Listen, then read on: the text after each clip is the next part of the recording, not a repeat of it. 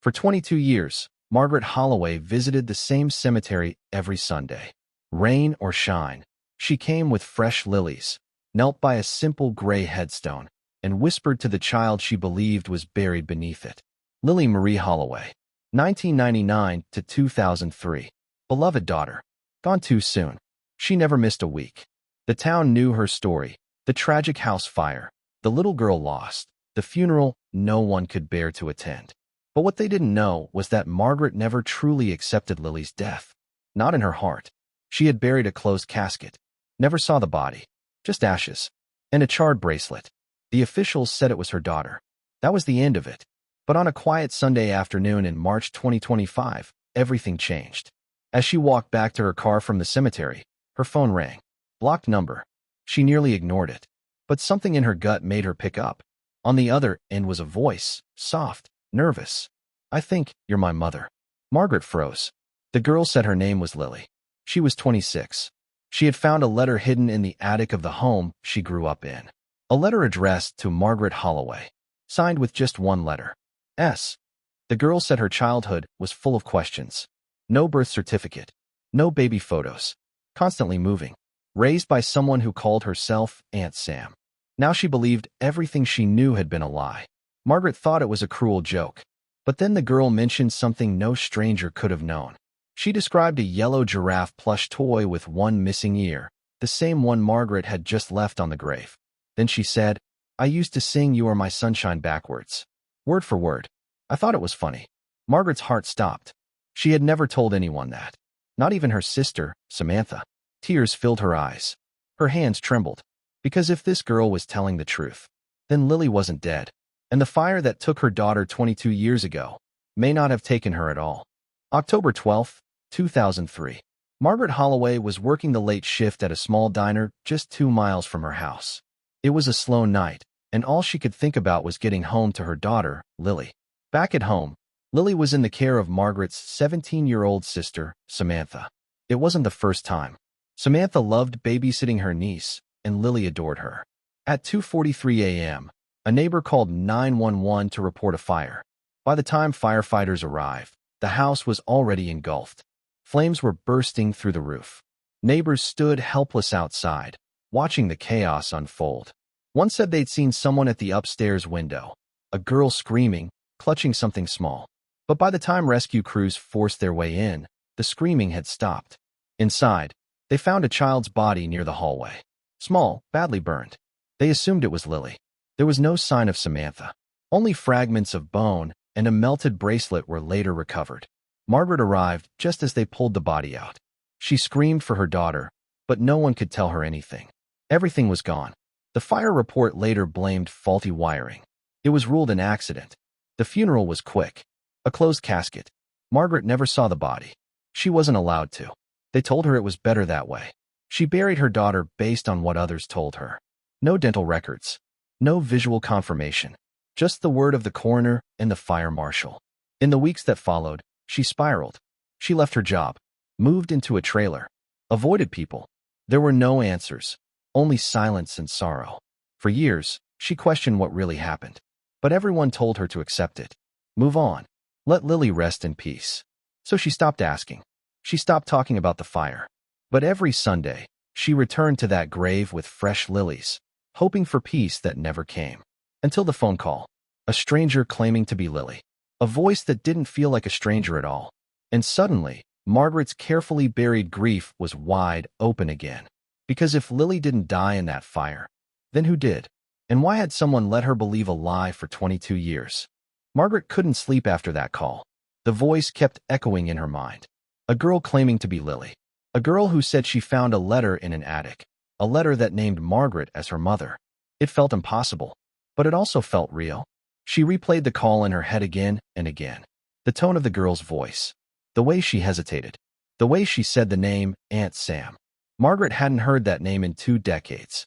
No one else knew what Samantha used to call herself around Lily. Then came the detail that shattered everything.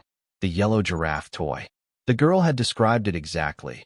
One ear missing, the other torn, a faded pink ribbon around its neck. Lily carried it everywhere when she was little. That toy hadn't been in any news article. No obituary. No photos. And then there was the song. You Are My Sunshine, sung backward, from the end to the beginning, because Lily used to think it was funny. It wasn't something you'd make up. It was something only Lily would remember. Margaret didn't want to believe it, but she couldn't ignore it either. The next day, she called a private investigator. She gave him the girl's number and everything she remembered about the fire. The street name, the date, Samantha's full name. Within days, he got back to her with something she wasn't ready to hear. The girl didn't exist on any birth record. No adoption papers. No hospital records. But there were traces, school enrollment forms under different names, a trail of addresses across several states, always ending after a year or two. Whoever raised her had gone to great lengths to stay hidden. And then came the biggest proof of all, the DNA test. Margaret sent in a cheek swab. The girl did too. 10 days later, the results came back. 99.9% match. The girl wasn't lying. She was Lily. Alive. Margaret dropped the papers and collapsed into her chair. Tears ran down her face. Her heart raced. It was her daughter. The one she buried. The one she mourned. She was alive. But that meant someone had taken her. Someone had let Margaret grieve for 22 years while raising Lily in secret. And only one name made sense. Samantha, the sister who supposedly died in the fire. The sister who had been alone in the house with Lily that night. Margaret didn't know what was worse, that her daughter had been taken from her, or that it may have been her own sister who did it. Now, she needed answers. And the only way to get them was to find Lily and finally uncover the truth. The confirmation that Lily was alive changed everything. Margaret stared at the DNA results again and again, like the numbers might suddenly vanish. But they didn't. They stayed. Unshakable. Unbelievable. And now terrifying. Because that meant someone else had died in the fire. And it wasn't her daughter. It also meant someone had taken Lily and disappeared. And all evidence pointed to one person, Samantha. Margaret thought back to that night in 2003. The fire investigators said only one child's body had been found, but there had also been bone fragments and a partially melted bracelet they assumed belonged to Samantha. The assumption had never been confirmed. There were no dental records, no DNA testing, just a burned piece of jewelry and a fire too intense to leave anything whole. Samantha had always been unpredictable. She was smart, but moody, sweet with Lily, but often spoke bitterly about Margaret. She used to say Margaret worked too much, that she didn't pay enough attention to her daughter. There were arguments, silent stretches, but Margaret never thought her sister was dangerous. Now she wondered if Samantha had been planning something long before the fire. The private investigator started digging into Samantha's background. He found a trail of fake identities and old rental applications under different names, Sarah Maddox, Elena Morris, Jade Thompson, all matching the same birth year and physical description as Samantha. Each location had something in common. A young girl enrolled in elementary school with no listed father and a mother or guardian who avoided parent-teacher meetings. Then there were the moves, sometimes every year, sometimes less. Always under the radar. No social media, no credit cards, no paper trail. It was as if someone had tried to erase their existence. But no one disappears perfectly. The investigator tracked their most recent location to a small town in upstate New York. That's where Lily had made the call from. She had been living under the name Lily Maddox. When Margaret asked why Lily finally reached out, her answer was simple. She had found the letter. It had been hidden behind a loose attic panel in their latest house, tucked inside a small box along with an old, burned baby photo and a receipt from the diner Margaret used to work at. The letter was short, written in Samantha's handwriting. Forgive me. I had to save her. Lily didn't understand what it meant, not fully, but it was enough to make her question everything she'd been told. She searched Margaret's name online, found the grave, found the fire, found the obituary that claimed she was dead, and that's when she made the call. Margaret's heart broke all over again, because while she had been mourning a daughter she thought was gone, her daughter had grown up believing she was someone else's. Someone had taken her, lied to her, hidden her from the world. Now the question wasn't if Samantha had taken Lily. It was why, and who had really died in that fire.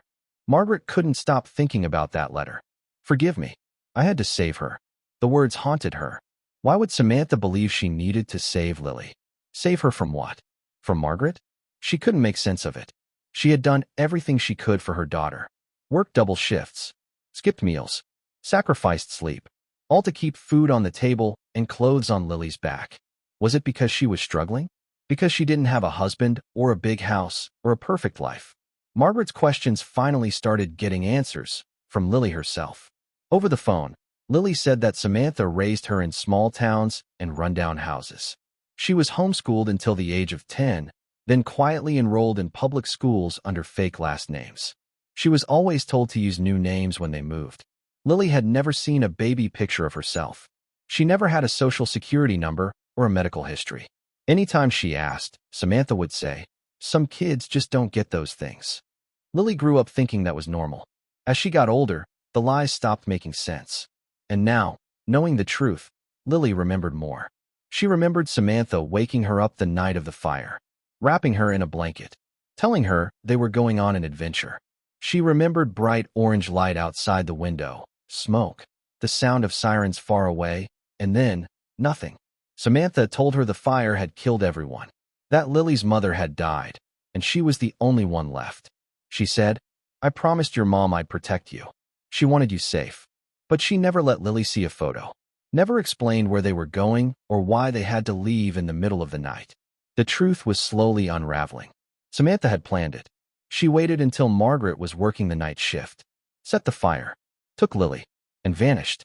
And now, thanks to a long trail of secrets and a single hidden letter, the truth was finally resurfacing. The private investigator pulled court records from a therapist Samantha had seen just months before the fire. In the notes, she claimed Margaret was emotionally unstable and unfit to raise a child. But there were no reports, no evidence of abuse, no case files, just Samantha's opinion, and a growing belief that she was Lily's only hope. To Samantha, it wasn't kidnapping. It was saving her niece. But to Margaret, it was betrayal.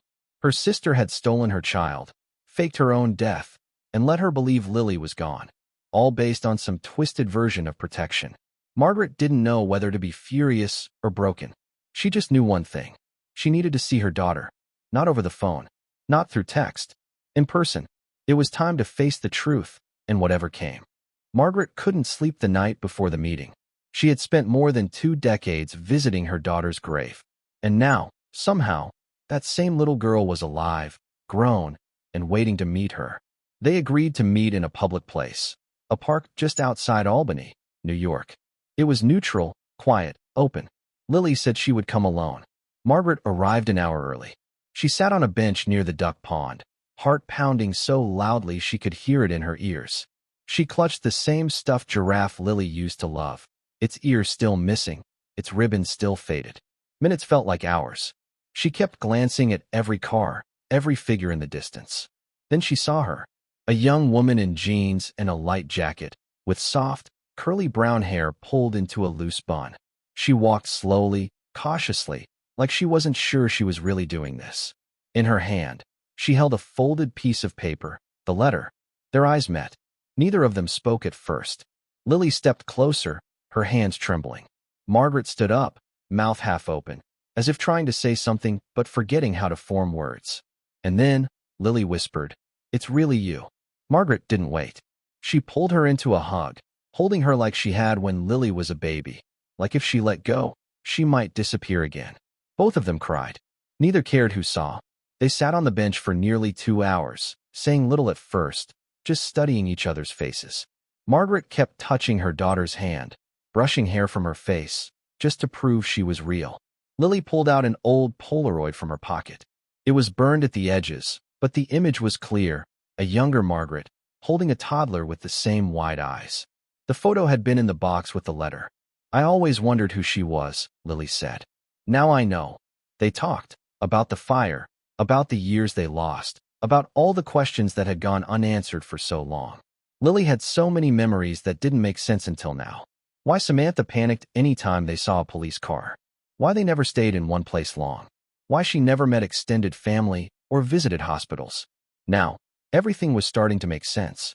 Margaret apologized for everything she couldn't control, for not finding her sooner, for believing the fire report, for trusting her sister. Lily just shook her head. "You didn't know? I didn't either." She made sure of that. Before they left the park, Margaret handed her the giraffe. "I've been saving this," she said. "Every year, I'd leave one at your grave. Lily took it, holding it close to her chest like she had when she was little. For a moment, she just stared at it. Then she smiled, small but real. It was the first moment of peace either of them had felt in years. But one question still hung in the air. Where was Samantha now? The reunion with Lily was everything Margaret had dreamed of and everything she feared. Now that she had her daughter back, she couldn't stop thinking about the woman who took her. Samantha, her own sister. The one person Margaret had trusted with Lily's life. The one who vanished the night of the fire and let her believe a lie for 22 years. Margaret needed answers, and she wanted justice. But finding Samantha wouldn't be easy. The private investigator had already uncovered a trail of fake identities. Samantha had used multiple aliases across several states. Most of the paper trails stopped after a year or two. It was clear she had been running, constantly looking over her shoulder. But she had made a mistake. A rental record in Connecticut, dated just a few months earlier, was signed under the name Sarah Maddox, the same name used to enroll Lily in school years ago. Attached to the lease was a copy of an ID, a fake, but the face was unmistakable. It was Samantha, older now, thinner, but still recognizable. The investigator ran surveillance on the address, but by the time they got there, it was empty. No furniture, no clues, except for a torn page from a notebook left behind in the kitchen drawer. Written in the corner, in rushed handwriting, were 3 words. They found me. It was clear Samantha had fled again. Margaret and Lily were devastated. They wanted closure. Margaret wanted to look her sister in the eye and ask, why? Why had she done it? Why hadn't she come back? But now, it seemed Samantha had vanished for good. Lily tried to make sense of it, too. She remembered moments from her childhood, late nights when Samantha would check the locks 3, 4 times. Random phone calls that made her pack up and leave town the next day. It was like she'd always been running from something, or someone. But there had never been police searching for her. No warrant. No manhunt. Because officially, Samantha Maddox was declared dead in 2003. And without proof that she faked her death or kidnapped Lily, there was no case. Margaret contacted the sheriff's department in her hometown. She explained the entire situation, the DNA match, the fake death, the letter, the reunion. The officer on the other end said they'd look into it. But it was clear the system wasn't built for stories like this. Too much time had passed. Too many records were lost. And without concrete evidence, like a confession or proof Samantha was alive, there wasn't much they could do. For Margaret, that answer wasn't good enough. Her daughter had been stolen. Her life had been rewritten. And the person responsible was still out there. Margaret made a decision. If law enforcement wouldn't take action, she would. She and Lily began retracing every location they'd lived in. Every name Samantha had used. Every box of belongings she'd left behind. They searched for patterns, contacts, anything. Because somewhere out there, Samantha was watching, hiding, running, and Margaret was done letting her stay hidden. It was Lily who finally found the lead. While going through a stack of old mail from one of their former addresses in Buffalo, she noticed a receipt from a storage facility. The name on the invoice was fake, Elena Morris, but the phone number listed was one Samantha had used for years. Margaret called the facility pretending to be Elena. She asked if the unit was still active. It was. The manager explained it had been paid through the end of the year, auto-debited from a prepaid card. No one had visited in months. It was located on the outskirts of town, barely marked. They drove there the next morning. Unit 17B. A rusted roll-up door. Margaret's hands trembled as she slid the key into the padlock. It clicked open. Inside was a single metal shelf, a beat-up suitcase, and a cardboard box marked W. They didn't know what they expected, maybe old clothes, maybe nothing. But what they found stopped them both cold. Inside the box were photographs. Dozens of them.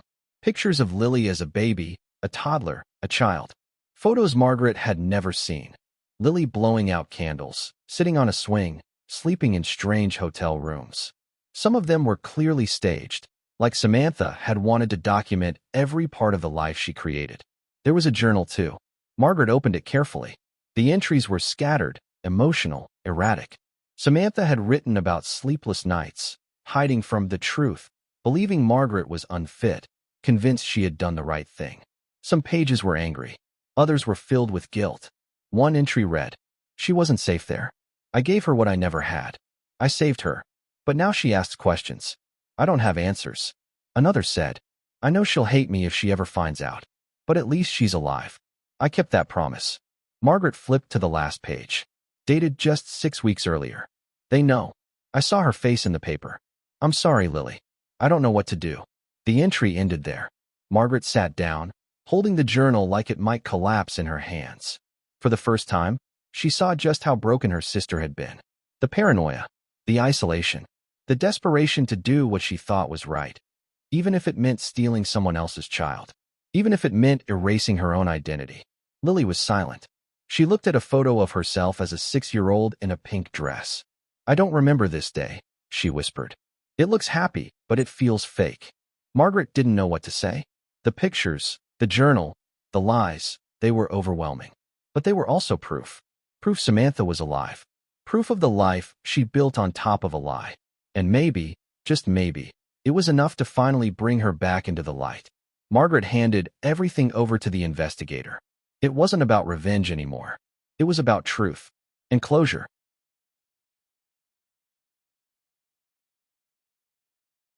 Weeks passed with no word. The journal, photos, and DNA results had all been turned over to authorities. The private investigator submitted his report. But without a confirmed sighting, there was no way to issue a warrant. The system moved slowly, and Samantha had stayed invisible for over 2 decades. Until a chance moment changed everything. Margaret and Lily were at a small bookstore in Saratoga Springs, browsing shelves, trying to distract themselves from the weight of everything. It was a quiet afternoon. The store was nearly empty. Then Lily stopped. Her face went pale. "Mom," she whispered, "that woman over there." Margaret turned. At the back of the store, a woman with graying hair stood holding a paperback, sunglasses on despite the indoor lighting.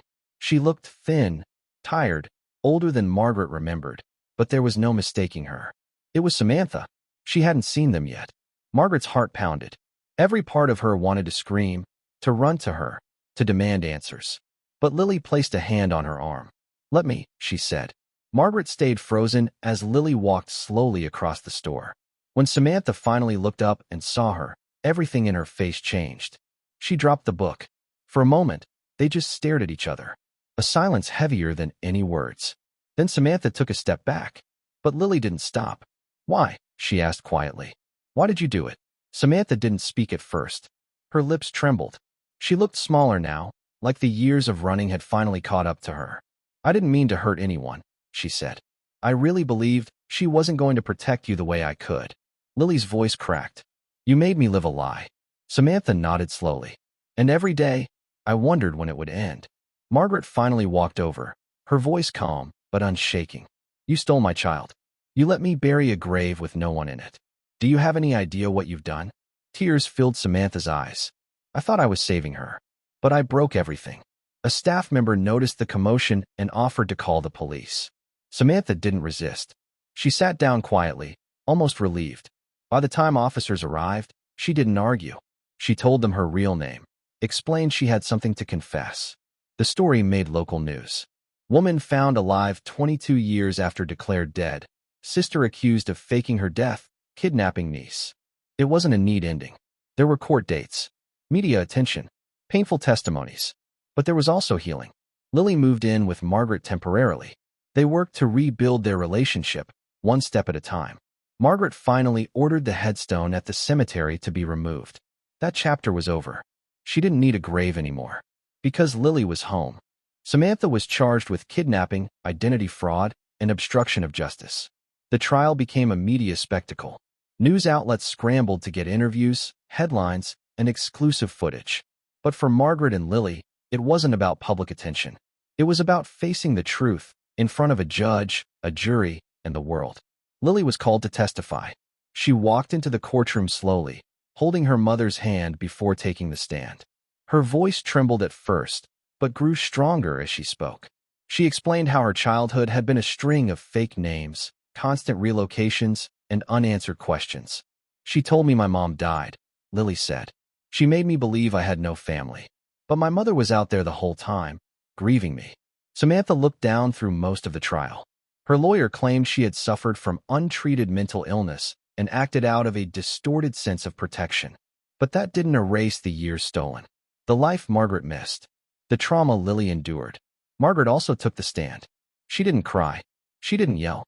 She told the jury what it felt like to bury an empty casket, what it meant to live with a hole in your heart for 22 years, and how betrayal from your own sister cuts deeper than any wound. When the jury came back, the verdict was unanimous. Guilty. Samantha was sentenced to 15 years, with the possibility of parole in 8. Some said it wasn't enough. Others said it was justice. But for Margaret and Lily, the trial wasn't the end. It was the beginning. After the trial, Margaret did something she had been putting off. She returned to the cemetery, to the grave she had visited every Sunday for 22 years, the one that bore her daughter's name. But this time, Lily came with her. They stood in silence for a long time, side by side, staring at the headstone. Lily knelt down and placed her hand on the stone. "This isn't mine," she said softly, "but I feel like a part of me lived here anyway." Margaret nodded. "Me too." They had the stone removed that week. Margaret asked the cemetery if it could be donated to families who couldn't afford a proper marker. It felt right to give the stone a new purpose, a new memory. In its place, they planted a tree, a small Japanese maple, something living, something growing. It wasn't a grave anymore. It was a place to begin again. The headlines faded. The reporters moved on. The world went quiet again. But for Margaret and Lily, the story was far from over. They were mother and daughter, but also strangers. Rebuilding their relationship meant learning everything from the ground up. Favorite foods, bedtime stories, morning routines. They moved into a small apartment together on the edge of town. Nothing fancy, just theirs. Lily started therapy to work through the confusion and loss. Margaret joined her for sessions when she could. They talked through the what-ifs, what might have been different, what they still had time to fix. One night, while sorting through a box of Lily's drawings from childhood, Margaret found one that made her cry. It was a crayon sketch of a house with 2 stick figures, a girl holding a balloon, a woman with dark hair. Above them, the words, "Real Mommy." Lily had drawn it when she was 5. She didn't remember doing it, but somehow, she had always known. Today, Margaret keeps that drawing framed in their living room, a reminder that love isn't erased, even by fire, distance, or time. It finds a way back, always.